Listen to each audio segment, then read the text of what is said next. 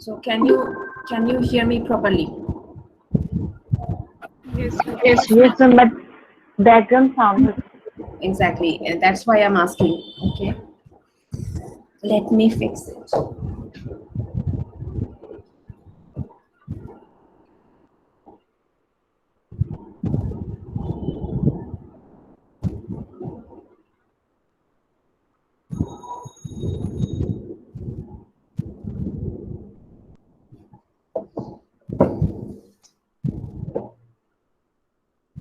Is it a bit better? जी ma'am किसका कॉम Okay. So as I promised, there's no assignment today. Today I will start the very first chapter of our final syllabus, and you already know that for final syllabus we have to follow a different book. So the book we were following previously will not be applicable, right? Will not be applicable anymore. So there will be a different book, and I will share it on LMS as well. Okay, I will also share it on LMS.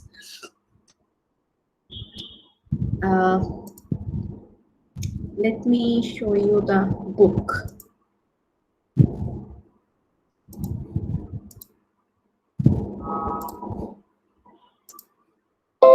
Okay, so this is the book. Okay.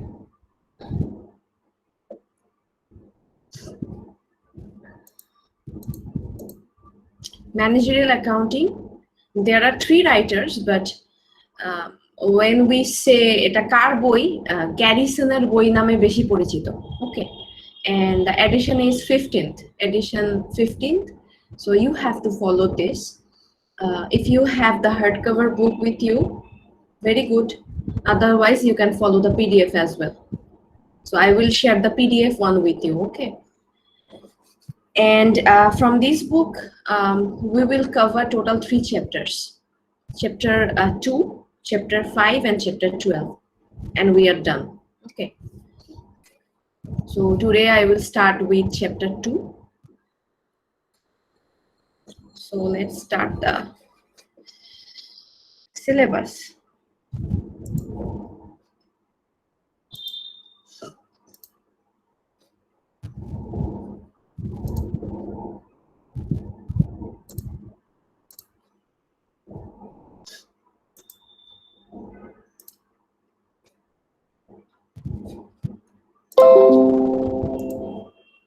Okay, so can you see the screen? yes, ma'am. Okay, so this is the book I have already shown you, and we are starting with chapter 2, and the name of chapter 2 is Managerial Accounting and Cost Concepts. So these are the topics we will be discussing under this chapter, and as we are starting a very new branch of accounting, we have to start with the definition first, right? We have to know what is actually managerial accounting, or what actually managerial accounting does. Okay, because there is a difference between financial and managerial accounting, because two are very different from each other.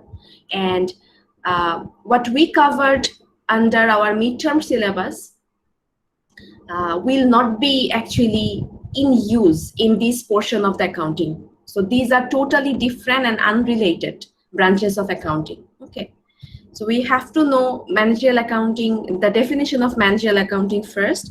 Then we will know the difference between managerial accounting and financial accounting, and then we will move on to our main highlighting topic of this chapter. All right. Okay, so let's start with the definition.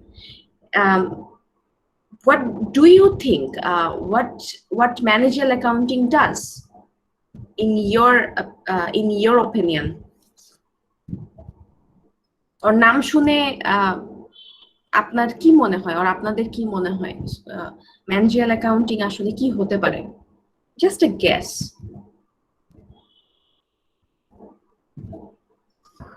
Management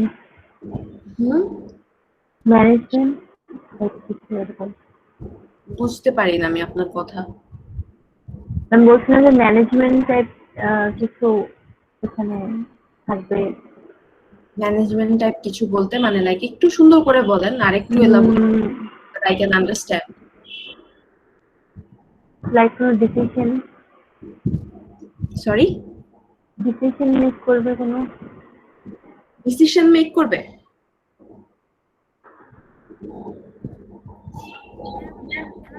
and মানে analyze and computing financial data. This is the core activities of accounting, right? So what managerial accounting does, or under managerial accounting, what we will be doing, that's the question. নাম শুনে কি মনে হয় actually কি করা যায়, এটার আন্ডারে কি করা হয়? অ্যাকাউন্টিং মানেই তো you already know that identification, recording and communication. Accounting means these three, right? But managerial, when I'm saying managerial accounting and I'm giving emphasis on the word managerial, why? What's the reason behind it? Managing all the data, maybe. Managing all the data. Managing all the data is also an activity of accounting. When you are recording something, you are basically managing the data, right? Okay. Check the definition out. Okay.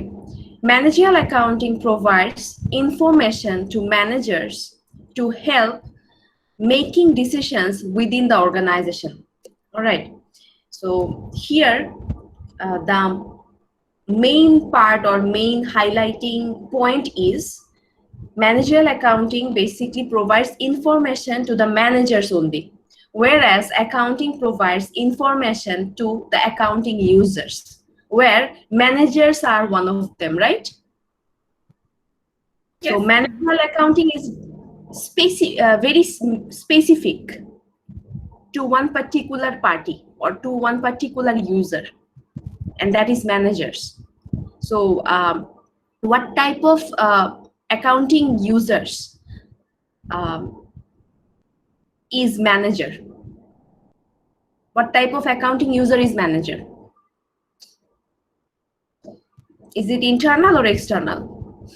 Internal. Internal. So that means managerial accounting is exclusively for internal users. It doesn't provide information to external users, okay? So the first one is managerial accounting provides information to managers, that means internal users. Why they are providing information? In order to help making decisions within the organization. That means it will not, the information managerial accounting will generate will not go out of the organization. It will always be in the organization. So এটা হচ্ছে internal ব্যাপারগুলা, very confidential, it's not public. Okay, so managerial accounting আমরা যা যা করব সেগুলা হচ্ছে একে তো হচ্ছে ইন্টারনাল ইউজারদের জন্য প্রিপেয়ার করা হবে, plus only internal users will know about this. External ইউজারদেরকে এইসব ইনফরমেশন কখনো জানানো হবে না। এখন এগুলা কি ধরনের ইনফরমেশন হতে পারে, ক্যান ইউ গেস? যেমন কি ইনফরমেশন থাকে অর্গানাইজেশনে যে বাইরের কাউকে জানানো লাগে না, শুধু ভিতরে যারা থাকে তারাই জানে?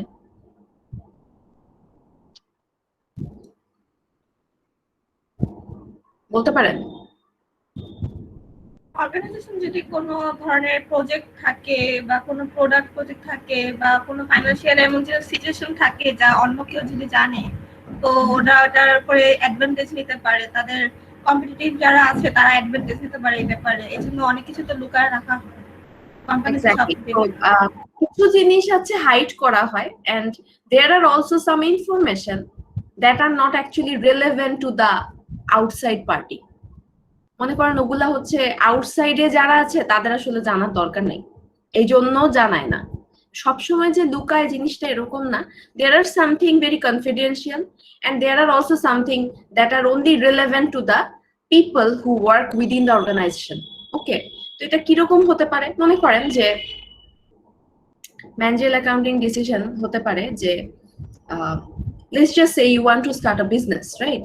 So when you are thinking of starting a business, you first you have to think about a product or service that that you will actually provide or that you will actually produce, right? So product or service একটা pick করতে হবে যেটা দিয়ে আপনি বিজনেসটা করবেন। Service মানে হচ্ছে ইনট্যাঞ্জিবল সার্ভিস, মানে তো দেখা যায় না, যেটা লাইক আপনি ধরেন কোনো কনসালটেন্সি সার্ভিস দিচ্ছেন কাউকে বা ডেলিভারি সার্ভিস দিচ্ছেন, or you are providing tuition to someone, এগুলো হচ্ছে সার্ভিস ওরিয়েন্টেড বিজনেস। আর on the other hand there can be products as well. Product মানে হচ্ছে ট্যাঞ্জিবল প্রোডাক্টস। ট্যাঞ্জিবল প্রোডাক্ট মানে কি? প্রোডাক্ট যেটা থাকবে, লাইক বই একটা প্রোডাক্ট হতে পারে, কম্পিউটার একটা প্রোডাক্ট হতে পারে, রেস্টুরেন্ট বিজনেসের ক্ষেত্রে যে খাবারের যে আইটেম গুলা, দিজ আর প্রোডাক্টস। ওকে, এখন you have to actually decide আপনি কিসের বিজনেস করবেন, ঠিক আছে? তো আপনি যদি মনে করেন একটা বইয়ের বিজনেস করেন, বই যদি আপনার প্রোডাক্ট হয়, সো এটা গেল একটা decision. So this is one type of managerial accounting decision, because আপনি কিসের বিজনেস করবেন এটা শুধু আপনারই জানা দরকার, বা আপনার সাথে যারা অ্যাসোসিয়েটেড, আপনার ফ্রেন্ডস হতে পারে, বা আপনার বিজনেসে যারা ইন্টারেস্ট শো করছে তারা হতে পারে, শুধু তারা জানলেই হবে। And it's very like internal information. আচ্ছা, দেন আর কি ডিসিশন হতে পারে? বিভিন্ন স্ট্র্যাটেজি হতে পারে। How you will run your business, how you will price your product, right? So these are actually managerial accounting information.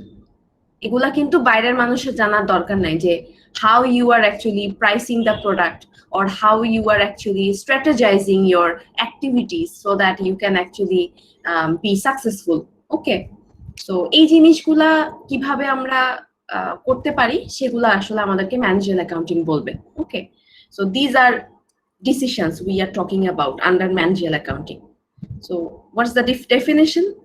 Managerial accounting provides information to managers to help making decisions within the organization. So here managers is the key word, another keyword is making decisions, and the last keyword is within the organization.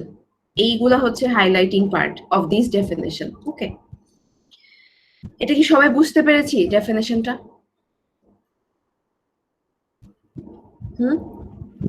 Yes, ma'am. Yes, ma'am. Alright. Okay, so let's move on to the next topic, that is the difference between financial and managerial accounting. Okay, so area of difference আছে যেখানে যেটা based on that you will actually differentiate. There are two type of accounting, one is managerial and the other one is financial. Okay, so প্রথমে আমরা ইউজারের উপর base করে দুজনের মধ্যে differentiate করব। অলরেডি বলেছি যে managerial accounting is for internal users আর financial accounting was for external users. If you can remember, আমরা অলওয়েজ কি করতাম, ফাইন্যান্সিয়াল অ্যাকাউন্টিং এর ক্ষেত্রে এক্সটার্নাল ইউজারদেরকে টার্গেট করে কিন্তু অ্যাকাউন্টিং ইনফরমেশন রেকর্ড করেছি। যেমন we prepared income statement, we prepared owner security statement and balance sheet, and these are public information, right? এগুলো আমাদের ইনভেস্টর ক্রেডিটররা দেখবে, দেখার পরে ডিসিশন নিবে। So we are actually presenting ourselves to the external user when we are doing financial accounting. মনে পড়ছে আপনাদের আমরা কি করতাম ফাইন্যান্সিয়াল অ্যাকাউন্টিং এ? জি হ্যাঁ ma'am. So those were for external users particularly. Okay, internal userরা ওখান থেকে ইউজ করবে, কিন্তু ওটা আসলে অ্যাড্রেস করা হতো to the external ones. But managerial accounting হচ্ছে it's completely for the internal users.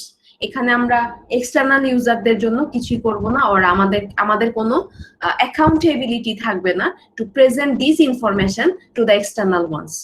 Alright, okay. তো এখানে কি বলেছে, users under financial accounting user হচ্ছে এক্সটার্নাল। আমাদের এক্সটার্নাল ইউজার কারা?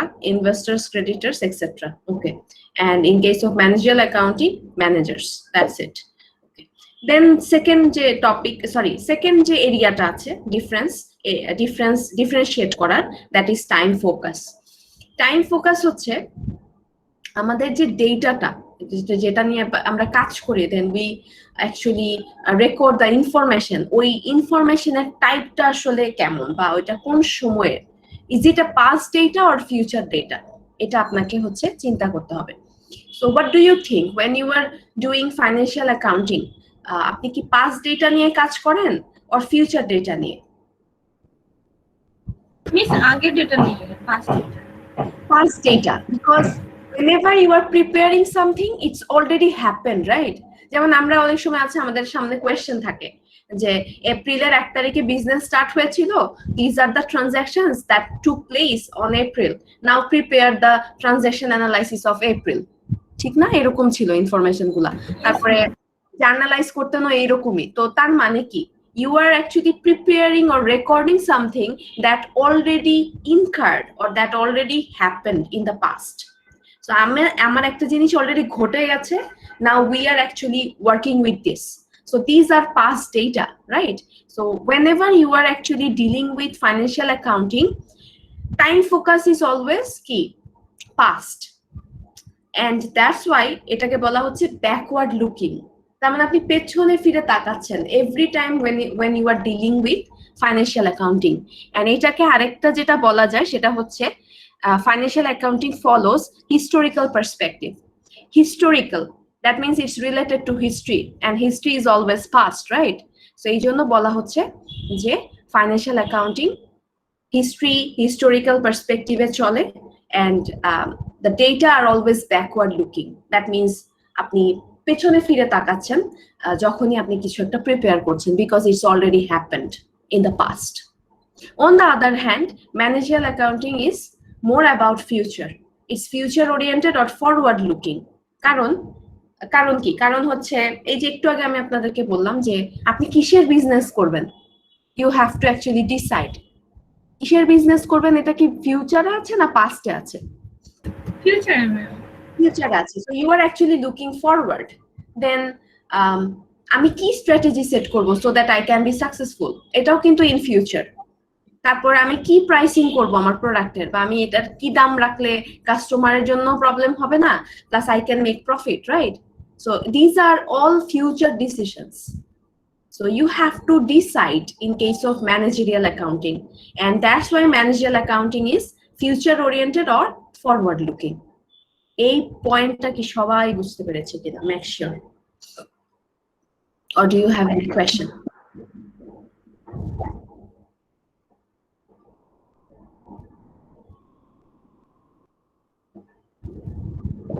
You have to give me feedback that you understood or not. Yes, বুঝা গেছে।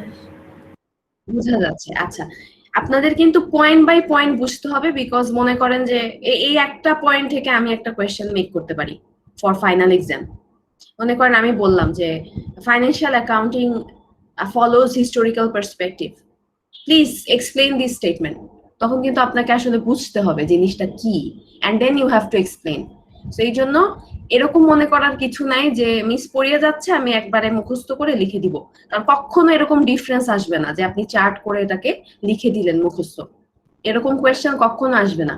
দেয়ার will always be conceptual questions. So আপনাকে কি পয়েন্ট বাই পয়েন্ট বুঝতে হবে আমি কি বলছি। That's why actually I am giving emphasis, point by point বুঝাচ্ছি আপনাকে, আদারওয়াইজ আমি রিড করে যেতাম, বলতাম পড়ে নিয়েন, ঠিক আছে? So try to understand what I am saying. Then number 3, type of information. Type of information means the information you are generating, okay? ওটার টাইপটা কেমন? টাইপটা এখানে দেখা যাচ্ছে যে in case of financial accounting it's consolidated. Consolidated means combined, একসাথে পুরো, মানে as a whole বলে না, as a whole যে সবকিছু একবারে রিফ্লেক্টেড হয়, this is called consolidated. আর on the other hand managerial accounting এর ইনফরমেশন টাইপটা হচ্ছে সেগমেন্টেড। আচ্ছা, এখন আপনাদেরকে আমি একটা এক্সাম্পল দিয়ে বুঝাই যে what does it mean. So consolidated মানে হচ্ছে, মনে করেন যে Bragg Bank, okay? So Bragg Bank has a sister concern named Bikash Limited, all right? So Bragg Bank is the parent company and Bikash is one of the subsidiaries. আপনারা parent subsidiary বুঝেন?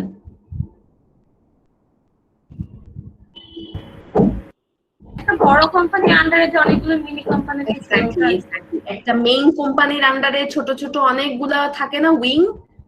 So বড় যে company, সেই main কোম্পানিটা হচ্ছে parent company বলে, parent, because they have the maximum ownership. আর তার আন্ডারে যে ছোট ছোট কোম্পানিগুলো রান হয়, these are called subsidiaries, or you can also call them sister concerns. ঠিক আছে? যেমন এসিআই একটা বিশাল গ্রুপ, ওকে, এটার আন্ডারে ফার্মাসিউটিক্যালস আছে, এটার আন্ডারে সুপার শপ আছে, দ্যাট ইজ স্বপ্ন, তারপরে এটার আন্ডারে আপনার আরো কি কি যেন আছে, টেক্সটাইল আছে, and there are so many businesses under this common name ACI, ওকে। তারপরে এই যে বিভিন্ন যে গ্রুপ অফ কনসার্ন আছে এদের আন্ডারে বিভিন্ন বিজনেস আছে না, সো এখানে একটা মেইন কোম্পানি থাকে আর বাকিরা থাকে আপনার সিস্টার কনসার্ন। যেমন আমরা বলতে পারি যে United international university is one of the sister concerns of United group, right? So here United group is the parent company and UIU is the subsidiary. বুঝাতে পারছি? সিস্টার কি বললেন? Sister concern? কনসার্ন আমি বলে দিচ্ছি, ওয়েট। সিস্টার হচ্ছে বোন আর কনসার্ন হচ্ছে this is concern. Thank you ma'am. Yes, sister concern. হ্যাঁ বলেন, কি বলছিলেন?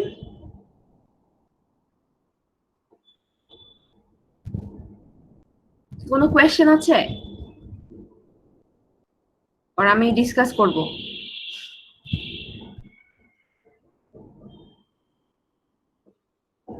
Are you there? ম্যাম আপনি ডিসকাস করেন। ওকে, ঠিক আছে, মনে হলো কে যেন ইন্টারাপ্ট করলো। অলরাইট, সো যেটা বলছিলাম যে মনে করেন যে সিস্টার কনসার্ন যে থাকে, অনেকগুলা কোম্পানি থাকে একটা প্যারেন্টের আন্ডারে। So when you are actually preparing the financial statements of that particular company, আপনার কি মনে হয় সব ইনফরমেশন একসাথে থাকবে নাকি সব আলাদা আলাদা করে থাকবে? লাইক ধরেন আমি যদি স্বপ্ন সুপার শপের কথা বলি, তো যখন আমি স্বপ্নকে ইভ্যালুয়েট করব বা স্বপ্নের ফাইন্যান্সিয়াল স্টেটমেন্ট গুলা যদি আমি এক্সটার্নাল ইনভেস্টরের কাছে প্রেজেন্ট করতে চাই, হোয়াট ডু ইউ থিঙ্ক? আমি কি আউটলেট বাই আউটলেট আলাদা আলাদা ইনফরমেশন প্রোভাইড করব, or as a whole how Shwapno is performing সেটা ওনাদের কাছে তুলে ধরবো? পরিপূর্ণভাবে You will present as a whole, right? Because your external users don't have that much time so that they can go over every single information outlet by outlet, right? So আপনাকে এমন কিছু তাদেরকে প্রেজেন্ট করতে হবে, the summary, যেটা দেখে সে বুঝে ফেলবে how you are performing. So এই জন্য আপনাকে consolidated information ওনাদেরকে দিতে হবে। So that's why financial accounting, when you are preparing income statement, owner's equity statement, and balance sheet, these are consolidated in type. Alada alada na. But on the other hand, when you are thinking about managerial accounting, these are segmented. Alada alada. Mone koren ami ekটু আগে বললাম না যে managerial accounting is more about strategies, then internal decision making, pricing, and these are and many other internal things, right? So আমি যদি এখন managerial accounting এর perspective থেকে চিন্তা করি, আমার ডিসিশন গুলা কিরকম হবে? মনে করেন আমি চিন্তা করব যে স্বপ্নের তো অনেকগুলা ব্রাঞ্চ আছে, তো ডু ইউ থিঙ্ক দ্যাট স্বপ্নের গুলশান আউটলেট যেই স্ট্র্যাটেজিতে চলে, স্বপ্নের যে পুরান ঢাকা আউটলেট আছে একই স্ট্র্যাটেজিতে চলে? নো ম্যাম, দুটো তো পুরো ডিফারেন্ট টাইপের এলাকা না, তো ডিফারেন্ট টাইপের মানুষ তারা টার্গেট করছে। Exactly. So based on the location, strategies will be different. Or এরকম আছে যে মনে করেন রিমোট কোন এরিয়াতে মনে করেন স্বপ্ন দেওয়া হয়েছে, মনে করেন সেন্ট মার্টিনে একটা স্বপ্ন দেওয়া হয়েছে, ঠিক আছে? তো ওটার স্ট্র্যাটেজিও কিন্তু আরো ডিফারেন্ট হবে, বিকজ এখানে অনেকগুলো ফ্যাক্টরস আছে। এখানে লোকেশন একটা ফ্যাক্টর, মানুষের নিড গুলো একটা ফ্যাক্টর, এখানে ইনকাম লেভেল একটা ফ্যাক্টর, ঠিক আছে? এন্ড মানুষের preference or choice or lifestyle এখানে অনেক অনেক বড় ফ্যাক্টর। তো এই প্রত্যেকটা কিন্তু আউটলেট ওয়াইজ ডিফারেন্ট হবে স্ট্র্যাটেজি গুলা, অর নাম্বার অফ এমপ্লয়িজও ভ্যারি করবে। মনে করেন আমি যদি ঠিক করি যে আমার এখন ডিসিশন নিতে হবে যে আমি কয়টা করে এমপ্লয়ি রাখবো কোন আউটলেটে, ইট উইল অলসো ভ্যারি। কিভাবে? সাইজের উপর, আউটলেটের সাইজটার উপরে, বা ওই জায়গায় স্বপ্নটা কতটুকু বিজি থাকে। Based on that I have to hire employees, right? So এই যে ছোট ছোট ডিসিশন গুলা, these are managerial accounting decisions. আমি আমার আউটলেটে কি স্ট্র্যাটেজি অ্যাপ্লাই করব, এটার কি ইনভেস্টরদের জানার দরকার আছে? Is it relevant for my investor or creditors? No ma'am. No, আমি কয়টা করে এমপ্লয়ি রাখবো আমার এক একটা আউটলেটে, এটাও কিন্তু তাদের জন্য রেলেভেন্ট না। তো এই জন্য এটা কি internal decision or internal information, এটা শুধু আমাদের যারা অর্গানাইজেশনে কাজ করে তাদের ভেতরেই থাকবে, এটা বাইরে যাবে না। তো যেহেতু আমাকে স্ট্র্যাটেজি সেট করতে হয়, আমাকে প্রাইসিং করতে হয়, আমাকে বিভিন্ন ধরনের ম্যানেজারিয়াল ডিসিশন নিতে হয়, I have to think in a segmented way, আলাদা আলাদা করে। আমি কিন্তু অ্যাজ এ হোল সব ডিসিশন নিতে পারবো না। If I want two be successful, আমাকে কেস বাই কেস অ্যানালাইসিস করতে হবে। আমার স্বপ্ন গুলশানকে একভাবে ট্রিট করতে হবে, আমার স্বপ্ন পুরান ঢাকাকে আরেকভাবে ট্রিট করতে হবে। এই জন্য বলা হচ্ছে যে managerial accounting A the information is segmented, whereas in case of financial accounting we actually generate consolidated information. Is it clear? Yes, ma'am. All right. Number 4, rules and regulations. Financial accounting এর ক্ষেত্রে আমরা কি দেখেছি? কোনো rules regulation ছিল? মানে আপনাকে কি আমি বলেছি যে এইভাবেই করতে হবে, ওইভাবে করা যাবে না, এরকম কিছু ছিল? ইয়েস ম্যাম ছিল। ছিল কি? পুরাটা টাইমই ছিল। আপনারা অনেক কিছু করতে চেয়েছেন, you wanted to apply so many creative জিনিসপত্র, but I didn't allow you to do it, right? Because ওইভাবেই প্রেসক্রাইবড। এটা আমার স্টাইল না, বা এটা আমার রুল না, এটা হচ্ছে অ্যাকাউন্টিং এর স্ট্যান্ডার্ড। So financial accounting এর ক্ষেত্রে it must follow accounting standards. There is no other way. আপনাকে এই পার্টিকুলার ফরম্যাট ফলো করতেই হবে। যেমন আপনি ইনকাম স্টেটমেন্ট যখন প্রিপেয়ার করেছেন, there was a format for that. আপনি যখন জার্নালাইজ করেছেন ওটার একটা আলাদা প্রসেস ছিল, আপনি যখন লেজার করেছেন আলাদা প্রসেস ছিল, and these all are actually prescribed, predetermined from the very beginning. এই জন্য বলেছে যে ফাইন্যান্সিয়াল অ্যাকাউন্টিং এর ক্ষেত্রে অ্যাকাউন্টিং স্ট্যান্ডার্ডস হচ্ছে আপনাকে ফলো করতেই হবে, it's mandatory. But when we talk about managerial accounting, it is not bound by any outside rules.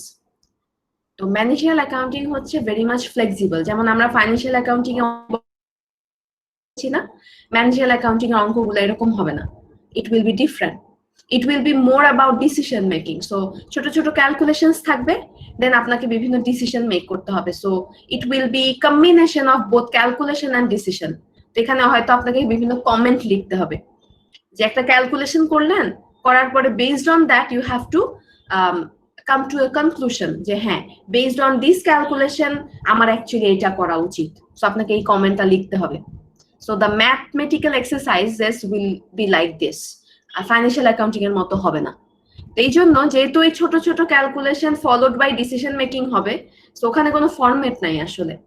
আমি আপনাকে বিভিন্ন ওয়ে দেখাবো যে আমি এভাবে করতাম, আমি স্টুডেন্ট লাইফে কিভাবে করতাম, আমি আপনাকে ওভাবেই শিখাবো, কিন্তু ওগুলা কোনো হার্ড অ্যান্ড ফাস্ট রুল না, ওটা কোনো অ্যাকাউন্টিং স্ট্যান্ডার্ড প্রেসক্রাইবড রুলস না।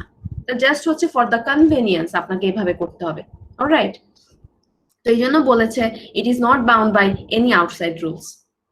আপনি এভাবে চিন্তা করেন, আমরা যদি বলি যে আমরা বাসার বাইরে যাব, or I have to attend a business meeting, right? তো আমরা কি করি যখন আমরা বিজনেস মিটিং অ্যাটেন্ড করতে যাই? We have to dress up well, we have to dress ourselves well, then we have to talk in a certain way, we have to be professional, right? So আমাদেরকে কিছু জিনিসপত্র maintain করতে হয় না when you are going out and attending a business meeting or something like this? Yes, ma'am. কিন্তু on the contrary, when you are home, do you follow any rules or do you follow any format or any way of talking when you are home with your family? No, ma'am. না, কিন্তু হ্যাঁ, আমরা কিন্তু বাসায় খুবই relax, comfortable. We don't have to follow anything, we don't have to pay attention to anything, like আমাদের dress up কেমন, আমরা কি বলছি, কি করছি, কি খাচ্ছি, we don't pay attention to that when we are home. But যখনই আমরা এই একই মানুষটা আমরা বাইরে যাই, আমরা কিন্তু অনেক কনসিয়াস থাকি, আমি কিভাবে কথা বলছি, আমি কি বলছি, আমি কি ড্রেস পরেছি, আমি কি ফর্মালি কথা বলছি কিনা, আমি কি প্রফেশনাল সাউন্ড করছি কিনা। সো জাস্ট লাইক দিস, আপনারা এইভাবে চিন্তা করেন জিনিসটাকে। যখন আমরা ফাইন্যান্সিয়াল অ্যাকাউন্টিং করছি, this is for external users, so we are presenting ourselves to external party. তো এই জন্য আমাকে কি বিভিন্ন স্ট্যান্ডার্ড মেনটেন করতে হচ্ছে। and on the other hand when we are dealing with managerial accounting, এটা হচ্ছে আমাদের অর্গানাইজেশনের ভেতরে থাকবে, it will not go out or it will not be public, so that's why you don't have to maintain much rules and regulations for that. বুঝাতে পারছি জিনিসটা? তো এই জন্য আপনি চিন্তা করেন যে ফাইন্যান্সিয়াল অ্যাকাউন্টিং এর ক্ষেত্রে হচ্ছে মনে করেন এটা আমি বাইরে যাচ্ছি এই জন্য ফলো করছি, আর ম্যানেজারিয়াল অ্যাকাউন্টিং হচ্ছে আমি বাসায় আছি, that's why actually there is no specific rules I have to follow. Alright, এখন আসি last one, requirement. In case of financial accounting, it is mandatory for external reporting. So financial accounting করা mandated, it's mandatory, আপনাকে করতেই হবে। and আপনি যদি financial accounting না করেন আপনার এগেইনস্টে লিগ্যাল অ্যাকশনও নেওয়া যেতে পারে। on the other hand managerial accounting is not mandatory. আপনি আপনার অর্গানাইজেশনে যে ডিসিশনগুলো নেবেন এগুলো আপনি রেকর্ড কিপিং করবেন কিনা, it's totally up to you, but not mandatory but recommended. আপনারা কি ম্যান্ডেটরি আর রিকমেন্ডেড এর মধ্যে পার্থক্য বুঝেন? Yes ma'am. বলেন তো কি? বাধ্যতামূলক না, আমাকে করতেই হবে, আর রিকমেন্ডেড আমি করলে করলাম, না করলে নাই। not like that. Miss mandatory বলতেছে যে বাধ্যতামূলক না, কিন্তু হচ্ছে এখানে রিকমেন্ডেড বানাতেছে এটা করাটা ভালো, বা এটা হচ্ছে উপদেশ দিতেছে যে এটা করো তুমি, Exactly. তোমার নিজের জন্যই ভালো। রিকমেন্ডেড মানে কিন্তু কোনোদিনই এটা না করলে করলাম না করলে নাই। রিকমেন্ডেড মানে I am not forcing you but it's better if you do it, so I am actually giving emphasis যে আপনি করেন এই কাজটা, কিন্তু আমি আপনাকে বাধ্য করছি না। দুটোর মধ্যে কিন্তু পার্থক্য আছে, করলে করেন না করলে নাই ওটা কিন্তু ডিফারেন্ট, ওটা রিকমেন্ডেড না। কিন্তু আমি যখন বলছি ইটস নট ম্যান্ডেটরি, তার মানে কি there is no legal action if you don't do it and there's no harm if you don't do it, but it's absolutely it will be absolutely the best if you do it. এই জন্য এটাকে recommended করা হয়েছে, ঠিক আছে?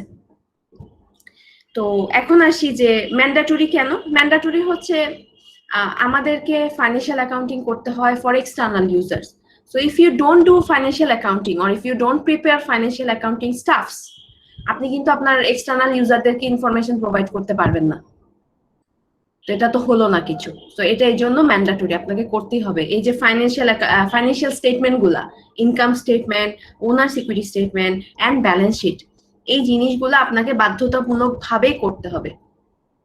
আর managerial accounting এর যে calculation গুলা, এগুলো আপনি ডিসিশন নিবেন, আপনি রেকর্ড রাখলে কিন্তু আপনারই ভালো। মনে করেন আমি একটা ডিসিশন নিলাম এন্ড আমি ওটা রেকর্ড করলাম এন্ড আমি প্রবাবলি ওই ডিসিশনটা নেওয়ার পেছনে কারণটাও লিখে রাখলাম যে for this reason I actually decided this.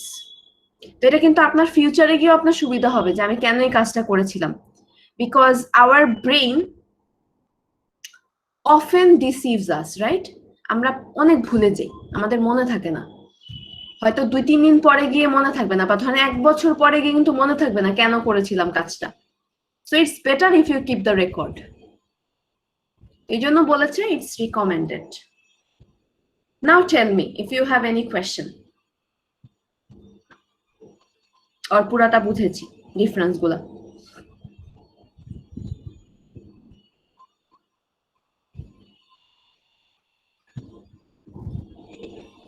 Ma'am future oriented আর ফরওয়ার্ড লুকিং এটা আরেকবার বলে দিবেন? হ্যাঁ শিওর, ফিউচার ওরিয়েন্টেড আর ফরওয়ার্ড লুকিং মানে আমি কি শুধু এইটা বলবো নাকি দুইটাই বলবো, হিস্টোরিক্যাল পার্সপেক্টিভও বলবো? ম্যাম এটা বললেই হবে, আগেরটা বুঝছি। ঠিক আছে, সো আমরা বলছি যে managerial accounting is more about future or future oriented or forward looking. What does it mean? এটার মানে হচ্ছে যে আপনি যে ম্যানেজারিয়াল অ্যাকাউন্টিং এর যে কাজগুলো করবেন এগুলো সব হচ্ছে ফিউচারে হবে, এই জন্য আপনি হোমওয়ার্ক করছেন। যেমন একটু আগে আমি বললাম না যে আমার প্রোডাক্টের প্রাইসিং করতে হবে, মনে করেন আমি একটা প্রোডাক্ট সেল করব, now you have I have to set a price for it, যে আমি কত টাকায় এটাকে বিক্রি করব। তো এই ডিসিশন গুলাকেই তো আমি ম্যানেজারিয়াল অ্যাকাউন্টিং ডিসিশন বলছি, রাইট? সো এটা কি ফিউচারে আছে না পাস্টে আছে? ফিউচারে। ফিউচারে আছে। আপনি এমন একটা প্রোডাক্ট সেল করবেন যেটা ফিউচারে সেল করবেন, now you are actually deciding a price for it. So basically আপনার ফিউচারে আপনি কি করছেন সেটার জন্য প্ল্যান করাকে অ্যাকচুয়ালি ম্যানেজারিয়াল অ্যাকাউন্টিং এর মানে ম্যানেজারিয়াল অ্যাকাউন্টিং অঙ্কগুলো আসলে ওই টাইপের হবে, যে you are doing the homework before going for the real work. আপনি আগে একটু হোমওয়ার্ক করে নিচ্ছেন যে হ্যাঁ আমি এগুলা করব, তো একটু দেখি চেক করে যে কি কি করা উচিত, কোন ডিসিশনটা আমার জন্য আসলে প্রফিটেবল। যেমন এই যে একটু আগে আমি আপনাকে বললাম যে if you are thinking of starting a business, first thing you have to decide is which service or product you want to sell or provide. তো এটা একটা ডিসিশন। তারপরে সেকেন্ড ডিসিশন হতে পারে যে আপনার বিজনেসটা কি অনলাইন হবে নাকি ফিজিক্যাল স্টোরে হবে। Nowadays many businesses are running online, right? But তারপরেও কিন্তু বিভিন্ন শপ আছে, বিভিন্ন ফিজিক্যাল স্টোর আছে, রাইট? এখন এটা আপনার চয়েস যে আপনি কি এটা একটা স্টোর রেন্ট করে তারপর ওটাতে বিজনেস রান করবেন নাকি আপনি অনলাইন স্টোর রান করবেন। তো এটা একটা ডিসিশন। তো এগুলা কিন্তু সবই কিন্তু ফিউচারে হবে, এটার জন্য এখনই ডিসিশন নিচ্ছেন আপনি। তারপর আরেকটা কি হতে পারে, মনে করেন যদি আপনি ডিসাইড করেন যে আমি একটা ফিজিক্যাল স্টোর নিব, মানে আমি একটা ফিজিক্যাল স্টোর রেন্ট নিব, ওটাতে আমার বিজনেসকে আমি অপারেট করব। এখন কোয়েশ্চেন আসতে পারে যে আপনার যে ফিজিক্যাল স্টোরটা এটা কি আপনি রেন্ট করবেন বাইরের কারো কাছ থেকে, নাকি আপনারই বিল্ডিং এর একটা ছোট রুমের মধ্যে আপনি বিজনেসটা অপারেট করবেন। There are many businesses like this না, যে পুরাটা বিল্ডিং এ আমি উপরে একটা ফ্লোরে আমি বিজনেস রান করি, আরেকটা ফ্লোরে আমি থাকি, অথবা আমার বাসার মধ্যে একটা ছোট রুমে আমার বিজনেস আর বাকি জায়গাগুলোতে আমার ফ্যামিলি মেম্বার নিয়ে আমি থাকি। দেয়ার আর বিজনেসেস লাইক দিস, রাইট? তো ইটস ইয়োর ডিসিশন আপনি কিভাবে রান করতে চান। তো এই যে ডিসিশন গুলা, এই যে series of decisions you have to take before starting the business, এগুলা কিন্তু সবই কিন্তু ফিউচারের কথা, এখনো হয় নাই, কারণ আপনি তো বিজনেসটা এখনো স্টার্টই করেন নাই। So you are just actually planning your business. তো এই জন্য এটাকে বলা হচ্ছে future oriented or forward looking. Is it clear now? Yes, ma'am. Alright. আচ্ছা, তো এখন আমরা চলে গেলাম আমাদের এই চ্যাপ্টারের third topic and the most important topic, because এইটার মনে করেন এই চ্যাপ্টারটাকে যদি আমি ভাগ করি তাহলে মনে করেন 80% হচ্ছে এই টপিকটা, কারণ এই যে প্রথম দুইটা টপিক যে পড়লাম these are very tiny, right? একদম শর্ট, কিন্তু বাকি যে চ্যাপ্টারটা পুরাটাই হচ্ছে এই ক্লাসিফিকেশন নিয়ে, প্লাস আমাদের যে ম্যাথস গুলা ওটাও বেসড অন দিস টপিক। তো এই জন্য আপনাকে আসলে এখানে অনেক বেশি ইম্পর্টেন্স দিতে হবে এন্ড আপনাকে অ্যাটেনশন দিতে হবে টু আন্ডারস্ট্যান্ড যে কস্ট ক্লাসিফিকেশন গুলা কিরকম। তো প্রথমে আসি যে এখানে বলেছে যে আমরা ক্লাসিফিকেশন অফ কস্ট শিখবো।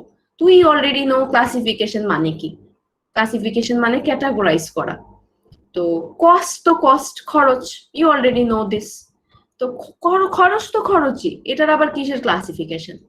না, এটার ক্লাসিফিকেশন দরকার আছে। বিভিন্ন ক্ষেত্রে কস্টকে বিভিন্ন নামে ডাকা হয় so that we can control the cost better. কারণ আমাদের বিজনেসের একটা পারপাস যেমন প্রফিট মেক করা, আরেকটা ইম্পর্টেন্ট পারপাস কিন্তু কস্ট কন্ট্রোল করা। এটা কি আপনারা জানেন? আমরা কিন্তু যখনই বলি আমি বিজনেস করব, আমার কিন্তু মেইন টার্গেটই থাকে I want to make profit, right? But আপনি প্রফিটটা মেক কিভাবে করবেন if you don't control the cost? তার মানে আপনার খরচটাকেও কন্ট্রোল করতে হবে, এন্ড তাহলেই কিন্তু আপনি প্রফিট করতে পারবেন, ঠিক না?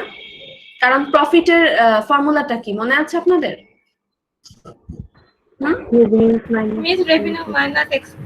Revenue minus expense. তো আপনি চিন্তা করেন, আপনি যাই রেভিনিউ করছেন আর আপনার কস্টটা যত কম হবে ততই কিন্তু আপনার প্রফিটটা বেশি হবে, রাইট? আচ্ছা, তো এই জন্য কস্ট কন্ট্রোল করা হচ্ছে ভেরি ইম্পর্টেন্ট। তো এই জন্য আসলে আমাদের ক্লাসিফিকেশনের উপরে ইম্পর্টেন্স দিতে হবে বিকজ আপনি যদি ক্লাসিফিকেশন করেন তাহলেই আপনার কস্টকে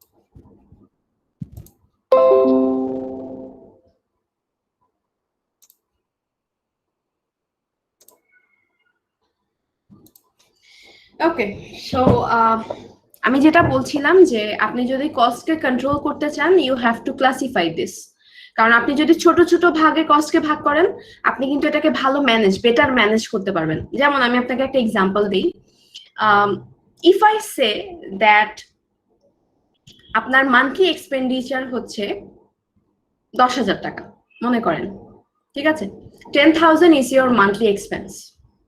তো এটার মধ্যে তো অনেকগুলা খরচ আছে না, এখানে বাসা ভাড়া আছে, এখানে খাওয়ার খরচ আছে, এখানে ধরেন কিছু ট্রান্সপোর্টেশন কস্ট আছে, তারপর হয়তো আপনি কিছু শপিং করেছেন সেটা আছে, পড়ালেখার খরচ আছে, সব আছে। তো এখানে কিন্তু আলাদা আলাদা খরচ আছে। তো আমি যদি আপনাকে বলি যে next মান্থে you have to minimize your expenditure and it should be 8,000 টাকা instead of 10,000. আমি যদি আপনাকে একটা চ্যালেঞ্জ দিই যে আপনি তো অলওয়েজ 10,000 টাকায় আপনি মাসকে হচ্ছে রান করছেন, বা আপনার মান্থলি আপনি এক্সপেন্ডিচারকে কোনোভাবে কন্টিনিউ করছেন উইদিন 10,000, বাট from না just for next month you have to make it 8,000. how will you do it?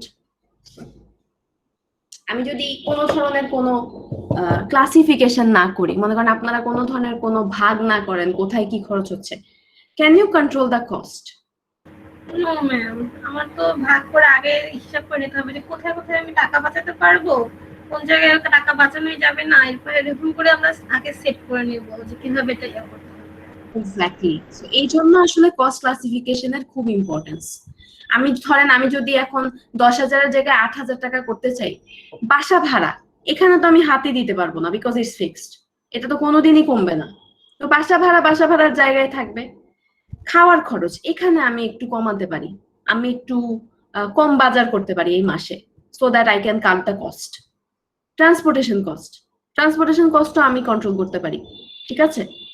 মনে করেন পড়ালেখার খরচ, সেটা হয়তো আমি টিউশন ফি বলেন বা ট্রাইমেস্টার ফি বলেন, এগুলো তো আমি কন্ট্রোল করতে পারবো না, তো এগুলা ধরেন বাদ। তো যেগুলো আমি কন্ট্রোল করতে পারবো আমি কিন্তু ওই জায়গাগুলোতে কন্ট্রোল করার চেষ্টা করব। এন্ড এটা কিভাবে করা সম্ভব হচ্ছে? By classification. আপনি যদি কোনো ক্লাসিফিকেশন ছাড়া 10,000 থেকে ধুম করে 2,000 টাকা কাট করে দেন, ইটস নট অ্যাকচুয়ালি প্র্যাকটিক্যাল, আপনি এটা পারবেন না। এই জন্য ক্লাসিফিকেশন খুব দরকার, আমাদেরকে ক্লাসিফিকেশন করতে হবে if you want to control the cost. তো এখানে we can see total 5 classifications. তো তার মধ্যে প্রথমটা হচ্ছে assigning cost to cost objects, second one is accounting for manufacturing companies, third one is accounting for preparing financial statements, fourth one is predicting cost behavior, and the last one is decision making. তো এখানে 5 number যেটা আছে decision making, এই পার্টটা আমরা এই চ্যাপ্টারের আন্ডারে ডিসকাস করব না, এটা আমরা ডিসকাস করব when we will be discussing chapter 12. তার মানে আন্ডার চ্যাপ্টার 2 আমাদের জন্য রিলেভেন্ট হচ্ছে এই চারটা, ঠিক আছে। সো আমরা এই 4 ধরনের ক্লাসিফিকেশন শিখবো।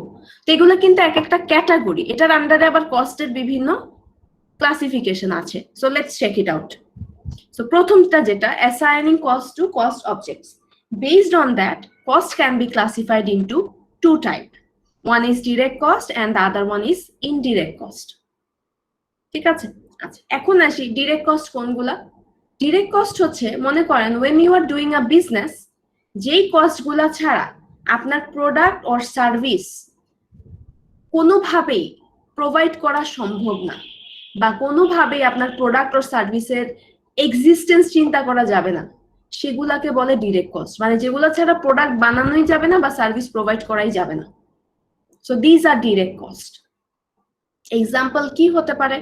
মনে করেন যে আমি যদি বলি যে বুক ইজ মাই প্রোডাক্ট, বুক, তো আপনি বুক সেল করবেন, বুক ইজ দ্য প্রোডাক্ট। তো বুক প্রিপেয়ার করার জন্য অনেক কিছু লাগে, রাইট? আপনি যখন একটা বই বানাবেন, আপনি কি কি লাগবে আপনার বলেন তো একটু। What are the things? Paper লাগবে, হুম, পেপার লাগবে, কি ইঙ্ক লাগবে, লাগবে? রাইট, পেপার লাগবে, তারপর লেখার জন্য ইঙ্ক লাগবে, ইঙ্ক লাগবে, রাইট। কন্টেন্ট লাগবে যেটার বেসিসে আমরা বুকটা লিখবো। আচ্ছা, তারপর আর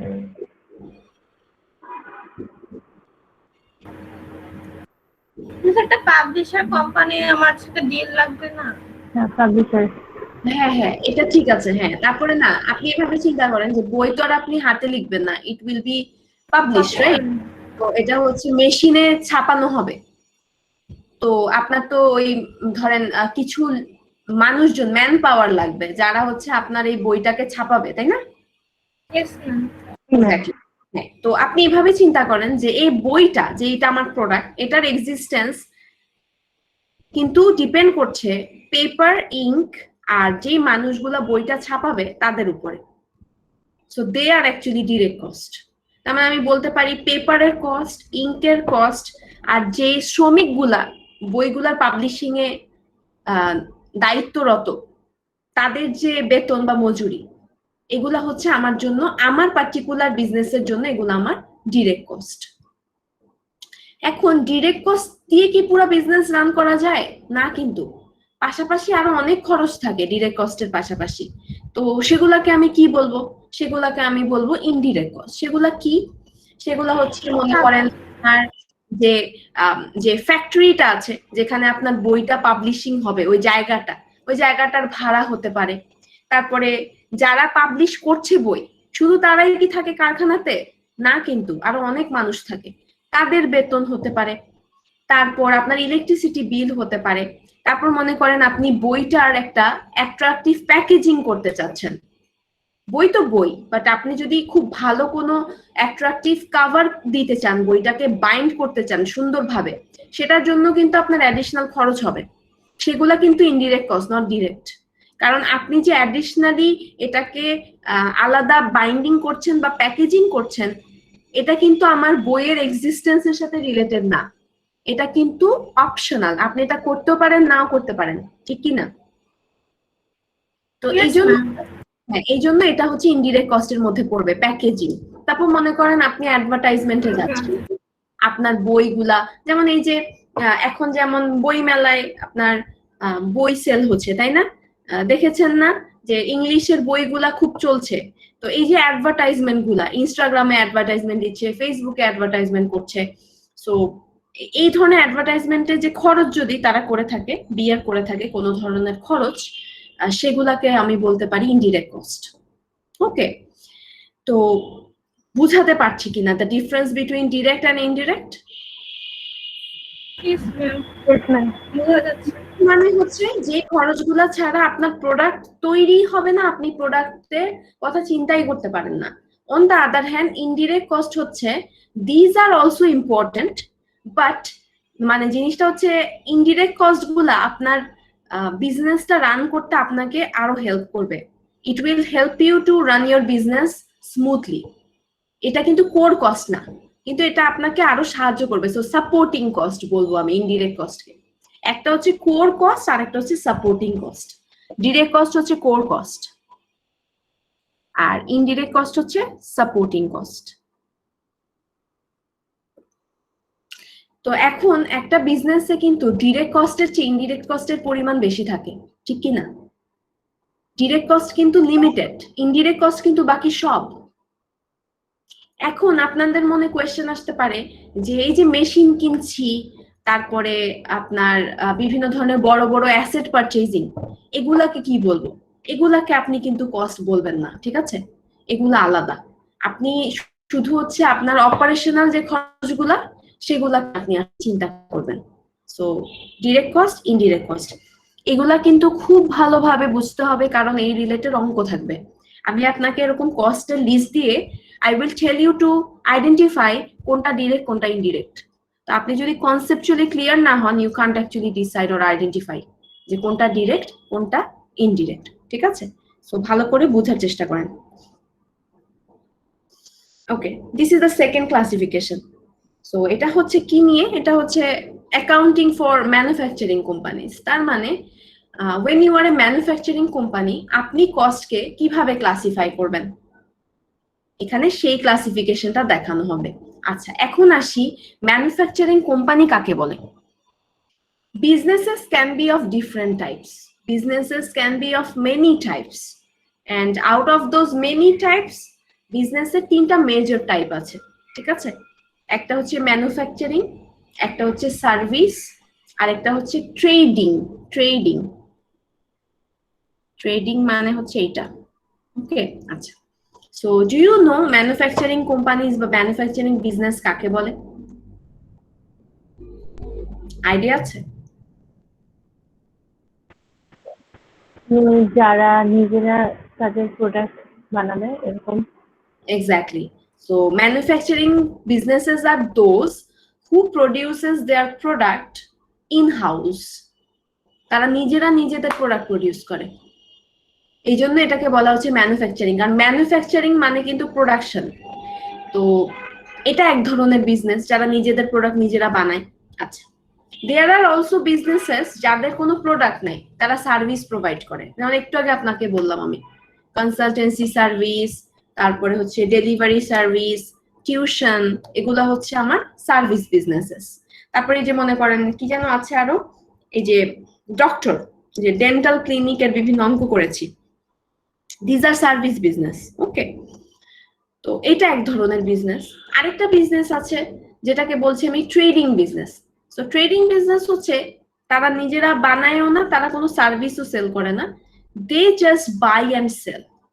তার মানে তারা কি, তারা ম্যানুফ্যাকচারের কাছ থেকে কিনে আনে, কনজিউমারের কাছে সেল করে। So they are basically retailer and wholesaler.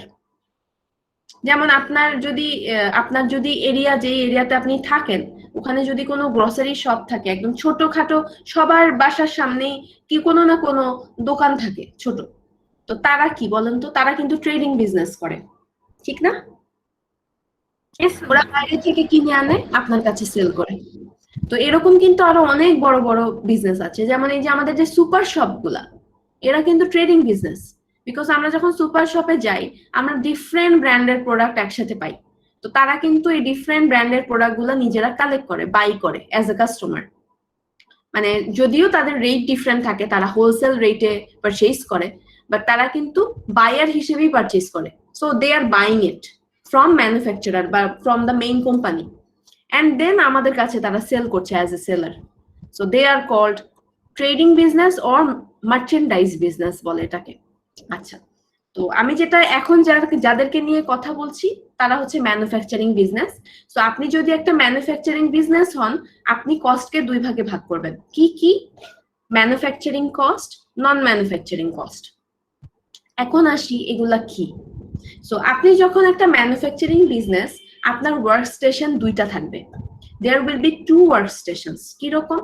একটা হচ্ছে প্ল্যান্ট বা ফ্যাক্টরি, যেখানে প্রোডাকশন হবে, সেখানে কিছু কাজ হবে। আর আরেকটা কিন্তু অফিস থাকে আলাদা, যেখানে পেপার ওয়ার্ক গুলা হয়। Do you know that?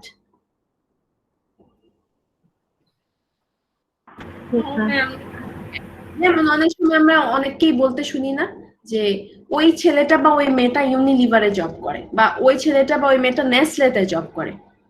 তো Nestle, Unilever, these are manufacturing concern. But ওই ছেলেটা ওই মেয়েটা কি ইউনিলিভারে প্রোডাক্ট প্রডিউস করে? নো ম্যাম, পেপার ওয়ার্কের সাথে অ্যাসোসিয়েটেড। সে হয়তো অ্যাকাউন্টসে কাজ করে, সে হয়তো এইচআর এ কাজ করে, সে হয়তো আইটি তে কাজ করে। তো তারা অফিস সেকশনে কাজ করে। তো there are two workstations for manufacturing concern.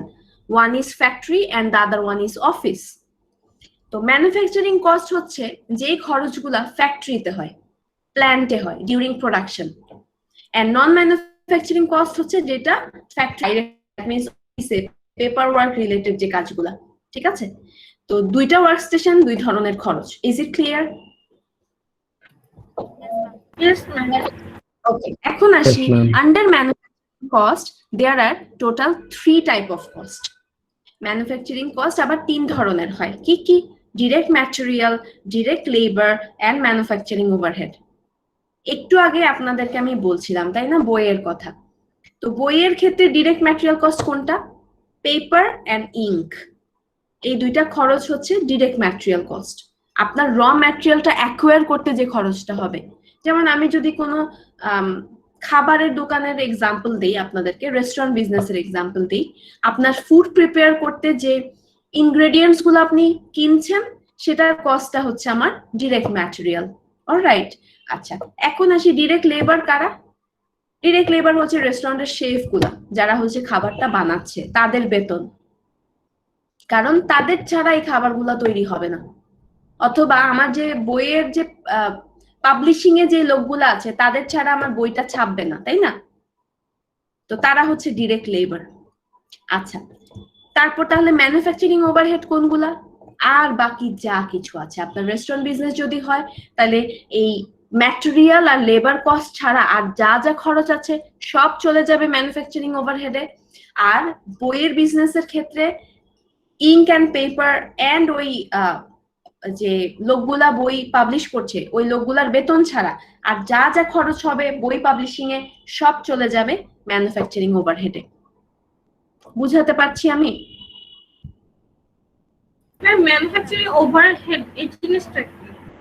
এই জিনিসটা হচ্ছে আপনার, এটা সবসময় মনে রাখতে হবে যে ম্যানুফ্যাকচারিং ওভারহেড হচ্ছে এমন ধরনের খরচ যেটা হচ্ছে ইনডিরেক্ট অ্যান্ড ফ্যাক্টরি রিলেটেড, যেটা অবশ্যই ফ্যাক্টরি রিলেটেড হবে বাট ইনডিরেক্ট হবে ইন নেচার, তাহলেই সেটাকে ম্যানুফ্যাকচারিং ওভারহেড বলবো। এটার বাংলা আছে, এটার বাংলা হচ্ছে কারখানা উপরিব্যয়, এই টাইপের কিছু ছিল। I don't remember that much, but Bangla আরো অনেক কঠিন ছিল, ইংলিশ অনেক সহজ। ইংলিশটাই সহজ। এক্স্যাক্টলি, অনেক অদ্ভুত টাইপের টার্ম ইউজ করা হতো বাংলায়, ঠিক আছে? তো ম্যানুফ্যাকচারিং ওভারহেডের বাংলা ওইটা ছিল, but manufacturing overhead sounds better, right? তো এটা সবসময় মনে রাখবেন যে ইটস ফ্যাক্টরি রিলেটেড, তার মানে এটা অবশ্যই ফ্যাক্টরির ভেতরে হবে, কিন্তু এটা ইনডিরেক্ট, এটা ডিরেক্ট না। তো ফ্যাক্টরির ভেতরে যত ইনডিরেক্ট যাবতীয় খরচ হবে সব কোথায় চলে যাবে? চোখ বন্ধ করে ম্যানুফ্যাকচারিং ওভারহেডে চলে যাবে।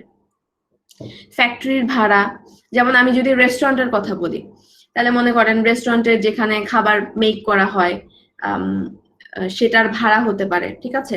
আবার রেস্টুরেন্টের ক্ষেত্রে অবশ্যই একটু ডিফারেন্ট, কারণ ওটাতে তো ওয়ার্ক স্টেশন একটাই থাকে, এখানে পেপার ওয়ার্ক করে রেস্টুরেন্টের মধ্যেই হয়, তাই না? এটা একটু ডিফারেন্ট রেস্টুরেন্ট বিজনেসটা, কারণ আপনার পেপার ওয়ার্ক আর খাবার বানানো সব একটা জায়গার মধ্যেই হয়, মানে মোস্টলি, যদি না আলাদা কোনো সেকশন থাকে। তো আমি যদি এমন একটা বিজনেসের কথা চিন্তা করি যেটার প্ল্যান্ট আলাদা আর পেপার ওয়ার্কের জায়গাটা আলাদা, তাহলে আমি প্ল্যান্ট যেটা যেখানে আছে লাইক ফ্যাক্টরি যেটা, ওখানে যে খরচগুলো হবে ইনডিরেক্ট সেগুলোকে আমি ম্যানুফ্যাকচারিং ওভারহেড বলবো।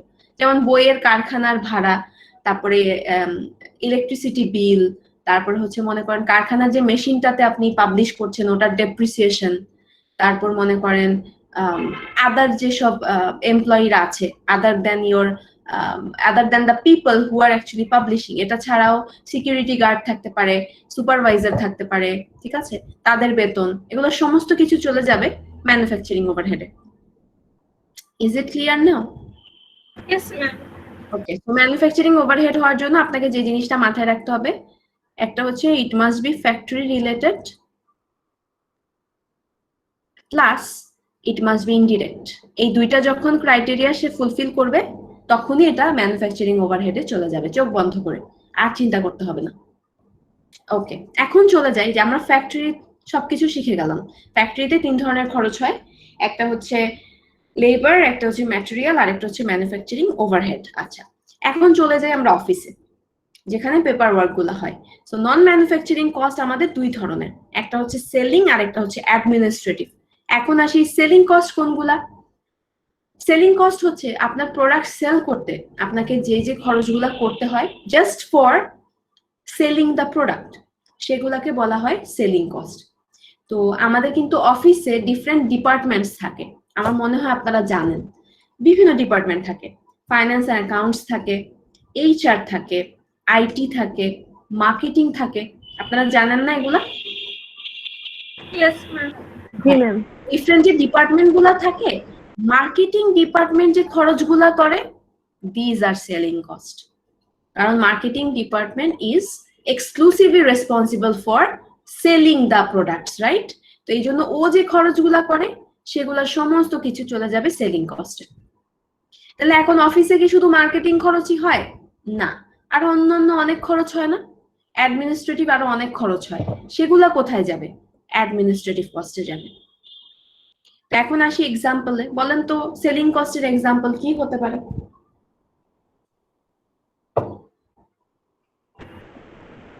মিস যদি আমরা কোনো লাইব্রেরি বা কোথাও অ্যাডভার্টাইজমেন্ট, ভেরি গুড। অ্যাডভার্টাইজমেন্ট হচ্ছে একটা সেলিং কস্ট। আর কি হতে পারে?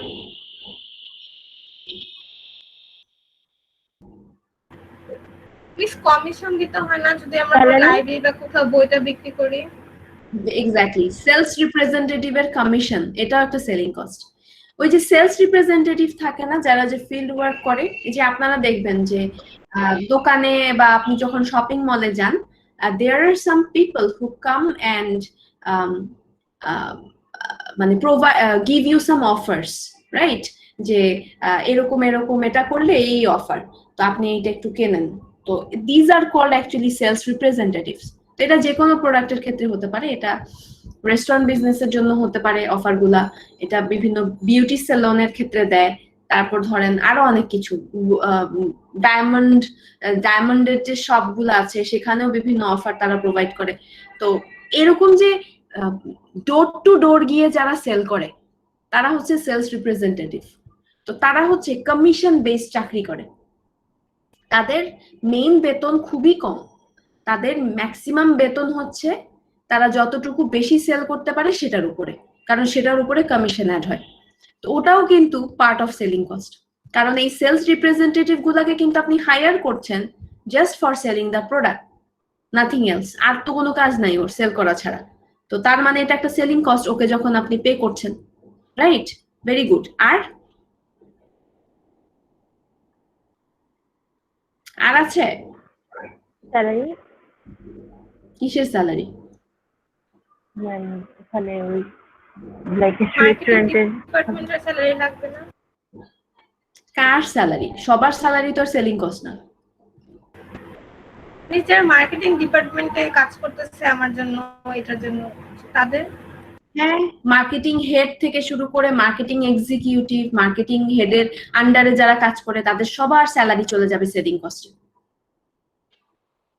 কিন্তু বাকি যে স্যালারি কিন্তু অ্যাডমিনিস্ট্রেটিভ, যেমন আমি যদি বলি যে সিইওর স্যালারি, সিএফওর স্যালারি, অ্যাকাউন্টেন্টের স্যালারি, এগুলা কোথায় যাবে? অ্যাডমিনিস্ট্রেটিভ কস্টে, রাইট? তারপর যদি আমি বলি যে রিসিপশনিস্টের স্যালারি কোথায় যাবে? অ্যাডমিনিস্ট্রেটিভ কস্টে। আমি যদি বলি অফিসের ভাড়া কোথায় যাবে? অ্যাডমিনিস্ট্রেটিভ আছে। বাট আমি যদি বলি আউটলেট ভাড়া, শোরুম ভাড়া, তাহলে আমি হচ্ছে সেলিং কস্ট মানে মার্কেটিং ডিপার্টমেন্টের কাছে যাবে। কেন বলেন তো? শোরুম তো হচ্ছে আমি আমার বইটা, এই বইটার জন্যই শোরুমটা দিতেছি, আর এটা তো আমি সেলিং এর জন্যই তো শোরুমটা হচ্ছে। Exactly. So selling showrooms cost. are for selling, right? Outlets are for selling purpose. That's why the rent of a showroom or the rent of an outlet is selling cost. But আমি যদি বলি অফিসের ভাড়া, তাহলে কিন্তু ওটা আবার administrative cost. বুঝাতে পারছি? জি ম্যাম। এখন কি আপনারা ক্লিয়ার হচ্ছেন একটু একটু যে কোনটা কোথায় যাবে? আচ্ছা, আমি একটু পরে আপনাদেরকে কিছু এক্সাম্পলস দেখাবো। বলেন। আচ্ছা ম্যাম, ট্যাক্স দেওয়াটাও কি এটার মধ্যে পড়ে সেলিং কস্টের ভিতরে? ট্যাক্স কিভাবে সেলিং কস্ট? ট্যাক্স তো অ্যাডমিনিস্ট্রেটিভ কস্ট। পেরোল ট্যাক্স যেটা, কিসের উপর? পেরোল ট্যাক্স যেটা। পেরোল ট্যাক্স কি আমাকে একটু বলেন তো আপনি? পেরোল ট্যাক্সটা হচ্ছে ম্যাম গভর্নমেন্ট যে স্যালারিটা প্রোভাইড করে না ম্যাম, ওইটা। হ্যাঁ, স্যালারির উপর ট্যাক্স যদি দেয় তাহলে সেটা কি সেলিং কস্ট? রাইট ম্যাম, হয় না। Administrative cost. আচ্ছা, এখন আসি যে একটু আগে যে আমরা 5টা কস্ট দেখলাম না ম্যানুফ্যাকচারিং কোম্পানির আন্ডারে, direct material, direct labour, manufacturing overhead, selling and administrative, total 5টা খরচ। 5টা খরচকে আবার আমরা একটু কম্বিনেশন করে বিভিন্ন ইকুয়েশন ড্র করতে পারি। যেমন এখানে 2টা জিনিস আছে, আমরা আরো 2টা জিনিস শিখবো, একটা হচ্ছে প্রাইম কস্ট আর একটা হচ্ছে কনভার্সন কস্ট। এটা কি? এটা হচ্ছে আপনি যখন আপনার যে ম্যানুফ্যাকচারিং কস্ট গুলো আছে না 3টা, material, labour and manufacturing overhead, এদেরকে যদি আপনি একটু কম্বিনেশন, পারমুটেশন এন্ড কম্বিনেশন করেন তাহলে আরো 2 ধরনের খরচ বের হয়। So when you are actually adding material and labor together, the amount you get is called prime cost. And when you are adding labor and manufacturing overhead together, the amount you get is called conversion cost. এখন আসি এগুলার মানে কি। এগুলার মানে হচ্ছে দেখেন, prime কস্টের Bangla হচ্ছে মুখ্য খরচ, কোর কস্ট যেগুলা। দেখেন direct material and direct labour, এই 2টা জিনিস ছাড়া কিন্তু আপনার বিজনেস শুরুই হবে না in the first place. So এই জন্য এটাকে বলা হচ্ছে prime cost, because without prime cost you actually can't start a business. এখন আসি, শুধু প্রাইম কস্ট দিয়ে কি বিজনেস রান হবে? না, আপনার এই প্রাইম কস্ট ছাড়াও there should be conversion cost, যেগুলা আপনার ম্যাটেরিয়ালকে ফিনিশড প্রোডাক্টে কনভার্ট করছে। তো তাদেরকে বলা হচ্ছে কনভার্সন কস্ট। এটাকে বলে হচ্ছে কি যেন বলে, এটাকে রূপান্তরিত খরচ অর সামথিং লাইক দিস। তো লেবার আর ম্যানুফ্যাকচারিং ওভারহেডকে যখন আপনি এক করছেন তখন যে অ্যামাউন্টটা আমরা পাচ্ছি সেটাকে বলা হচ্ছে conversion cost. So both of these costs are basically crucial for your production, because কোনোটা ছাড়াই আপনার প্রোডাকশন কমপ্লিট হবে না। একটা তো হচ্ছে প্রাইম কস্ট, এটা ছাড়া আপনার প্রোডাকশন স্টার্টই হবে না। আর without conversion cost you can't actually run the production. একটা হচ্ছে you can't start the production, আর একটা হচ্ছে you can't run the production without them. বুঝতে পারছি? ম্যাম আরেকবার একটু বুঝাই দেন এটা। কি বলবো, আমাকে একটু বলে দেন যে কি বুঝাই দিব। প্লিজ দ্বিতীয় Time শিয়ারটা cost না টা- একটু বুঝতে পারছি না। আচ্ছা, টাইম কস্টটা কি ক্লিয়ার? মিস প্রাইম কস্টটা আমার ক্লিয়ার, ওর মনে হয় সমস্যা হচ্ছে। আচ্ছা, ম্যাটেরিয়াল আর লেবার, মনে করেন আপনার ম্যাটেরিয়াল কস্ট হচ্ছে 10,000, লেবার কস্ট হচ্ছে 10,000, টোটাল 20,000 না? এই 20,000কে আমি বলবো প্রাইম কস্ট।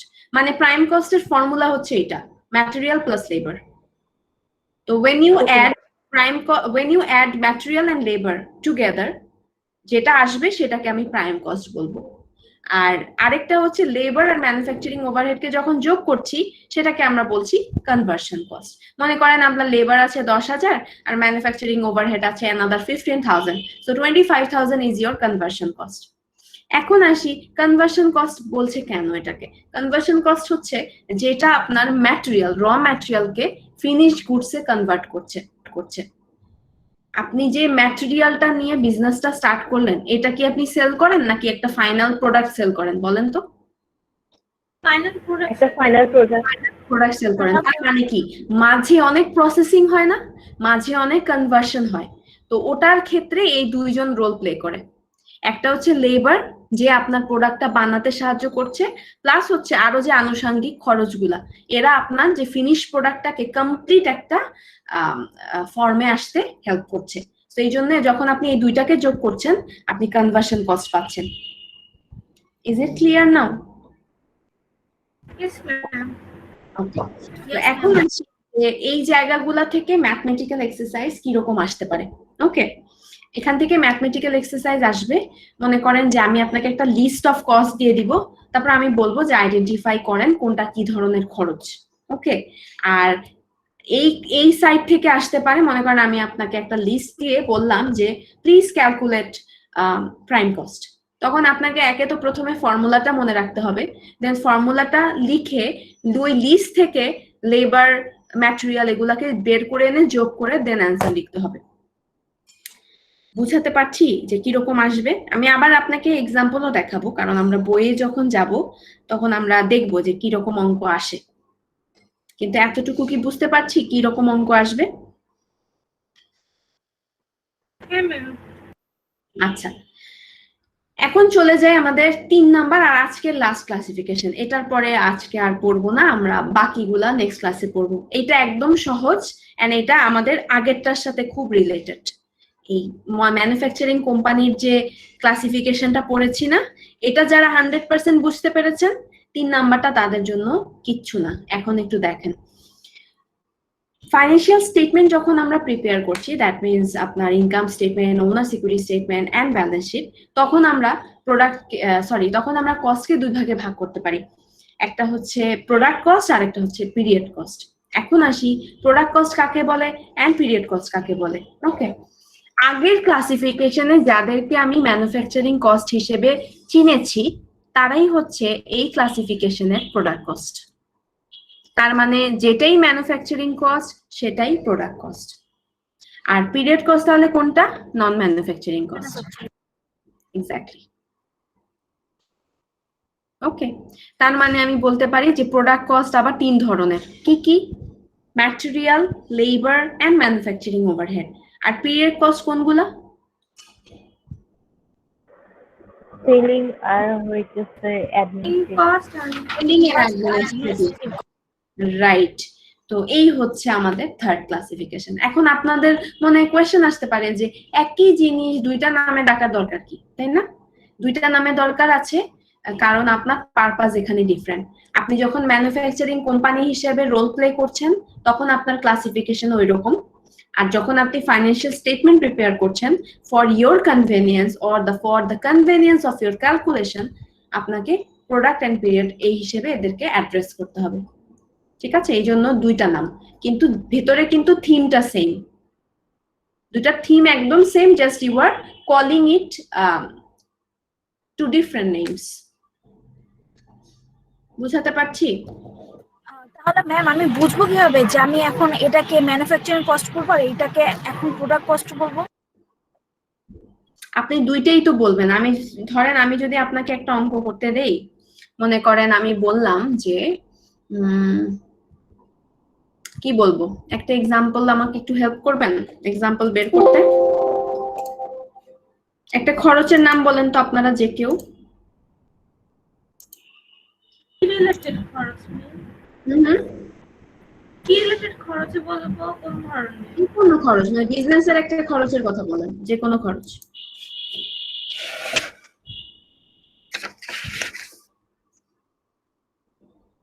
আচ্ছা জান, এত কিছু চিন্তা করে লাভ নাই। Cost of ink and paper, cost of ink and paper in a book production, এটা হচ্ছে আপনার খরচ মনে করেন। ঠিক আছে, এখন I have two now classify যে ও কিসের কিসের আন্ডারে পড়ে। প্রথমে আসি প্রথম ক্লাসিফিকেশন, কি কি ছিল? Direct or indirect, right? Right ma'am. হ্যাঁ বলেন তো, ইনডিরেক্ট নাকি ডিরেক্ট এটা?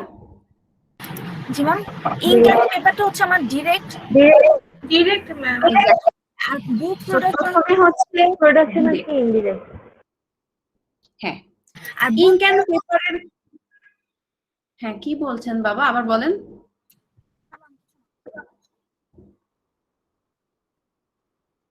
কেউ কি শুনতে পাচ্ছেন ওর কথা? খালি বেছে বেছে আসতেছে। হ্যাঁ হ্যাঁ, আমিও তো এভাবেই শুনতে পাচ্ছি না ঠিক মতো। আচ্ছা যাই হোক, তো ইঙ্ক আর পেপারের যে খরচ সেটা প্রথমত ডিরেক্ট কস্ট। ওকে, লিখলাম ডিরেক্ট। আচ্ছা, তারপরে আমাদের সেকেন্ড ক্লাসিফিকেশন কি ছিল? ম্যানুফ্যাকচারিং কোম্পানির উপর ভিত্তি করে আমরা 5 ভাগে ভাগ করতে পারি কস্টকে। তো সেটার উপর এই 5 ধরনের কস্টের মধ্যে বলেন তো এটা কোনটার সাথে যায়? Material, labor, manufacturing overhead, selling, administrative. Which one? Ma'am direct material. Direct material. Very good.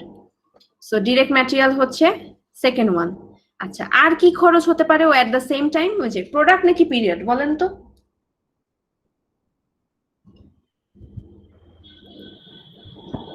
Ma'am period. Period কিভাবে?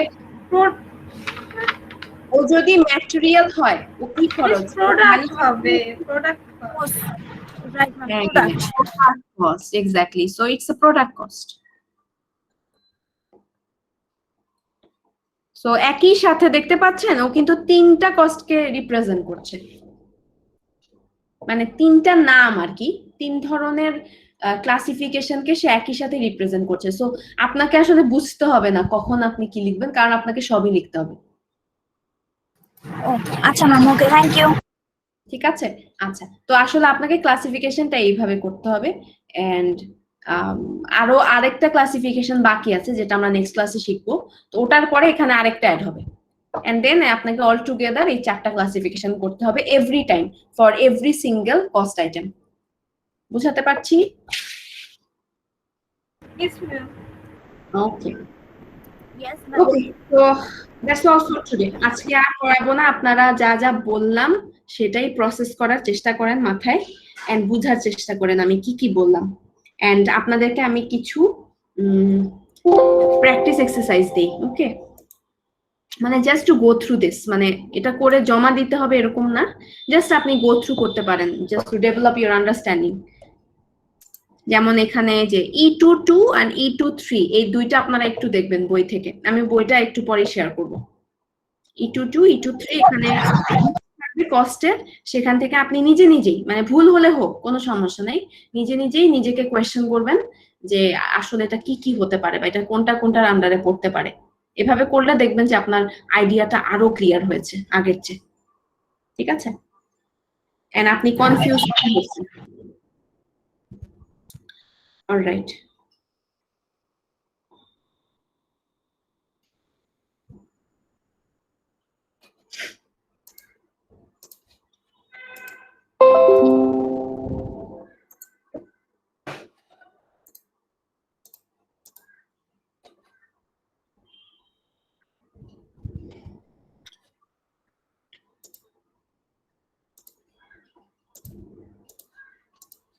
okay, respond to your names please. Anaf Shariar Chaudhuri. Present, ma'am. Ariful Islam. Yes, ma'am. Fuad bin Rahman. Yes, ma'am. Amit Kumar Bishwash. Yes, ma'am. Digonto Hawladar. Niyamul Chaudhuri. Niyamul Chaudhuri absent. আচ্ছা, Aisha Siddiqa. Sadman Rafid. Present, ma'am.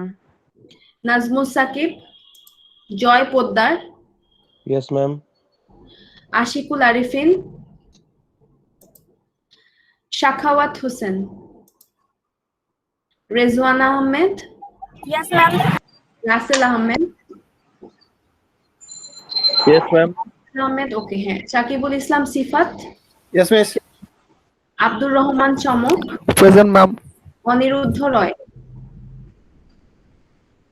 Abrar Asef. Present, ma'am. শাফি Uddin. Arefin ইত্তেশাফুন। Present, ma'am. Zahid Uddin Sami. Yes, ma'am. Zubair Rahman. Yes, ma'am. পল্লব কুমার। কাজী Sayeda. Yes, ma'am. অনিক Biswas. Anik Biswas absent. Tarim Islam Prapti. Faisal Kabir Rafi. Hasibul Hasan Rupak. Yes, ma'am. Shahnewaz Shafin. Present, ma'am. Abdul Hasan Bipul. Yes, ma'am. Rafiul Hasnat. Rafiul absent. Durba Morsalin. Ma'am. Yes, ma'am. কি আছেন আপনি? Ma'am, राफिउल আছে ma'am মুঝে ক্লাসে। আছে, but ও, আচ্ছা হ্যাঁ, কিন্তু ও তো মাইকও অন। আচ্ছা, রাফিউল হাসনাত আছে। ম্যাম চ্যাটে লিখেছে, ম্যাম চ্যাটে লিখেছে। হ্যাঁ হ্যাঁ, দেখেছি। দুর্বা মোরসালিন। Yes, ma'am. লাইলা কাদের। Present, ma'am. তাশফিয়া জামান। Present, ma'am. জাহান। Present, ma'am. Ismail Abrar. Present, ma'am. Taslima Hossain. Present, ma'am. Imam Hassan Imon, Yes, ma'am. Kashfi Afroz Binti, Present, ma'am. Tanvir Hossein Khan, Present, ma'am. Yash Chakraborty, Present, ma'am. Kamruzzaman, Yes, ma'am. Rabiul Islam, Rabiul Islam নাই আছেন? Yes, ma'am. Okay, Nafisa Anjum, Nafisa Anjum is absent.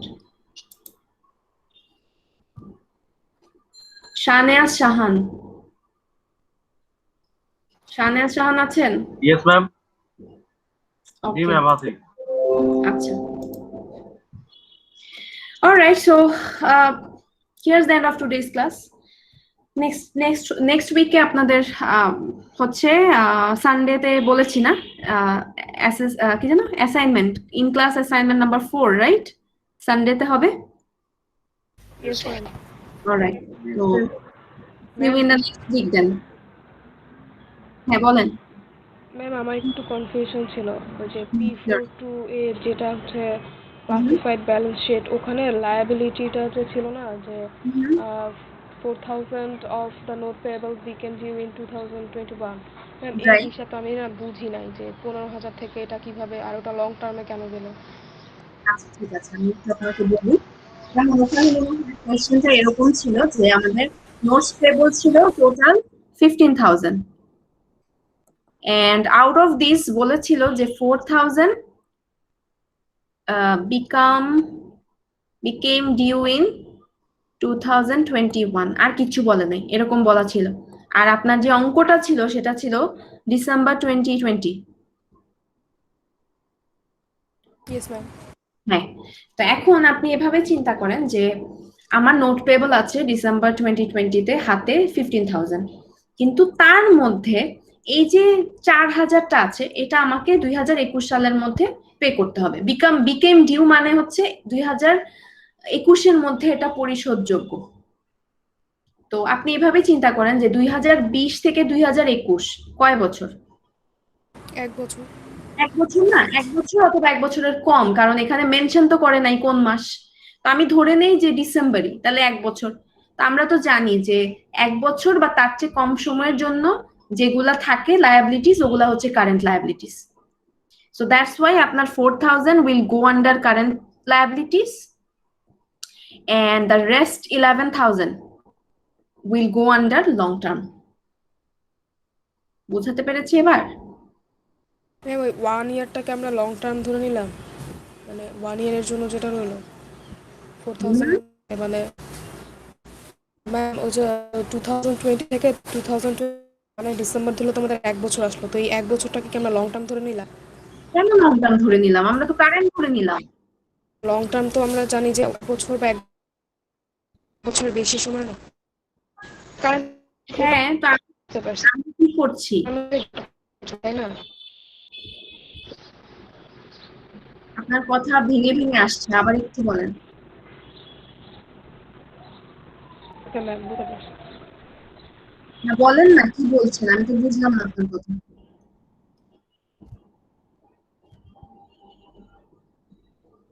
আমি তো বলি নাই 1 বছরটা long term আমি তো 1 বছর কাটিয়ে দিচ্ছি 4000 কারেন্টে যাবে বাকি 11000 যাবে লং টার্মে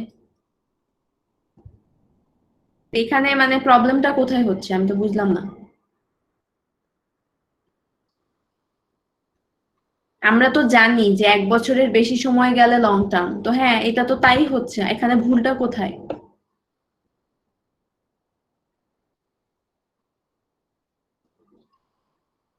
আপনি কি বুঝতে পেরেছেন সেটা একটু আমাকে বলেন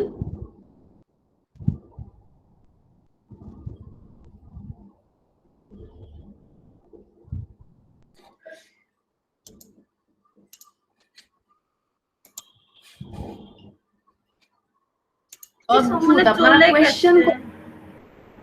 কোয়েশ্চেন করেন তারপরে রেসপন্ড করেন নেটের প্রবলেম আসলে প্রবলেমটা আচ্ছা যাই হোক হোয়াটএভার আমি তো বললাম তো কোনটা কি হবে এখন আমি জানি না if she is clear or not problem হলে আপনি আমাকে আবার মেইল করেন সমস্যা নেই ওকে ওকে দেন টেক কেয়ার এভরিওয়ান আল্লাহ হাফেজ Thank you, miss. Assalamualaikum, ma'am.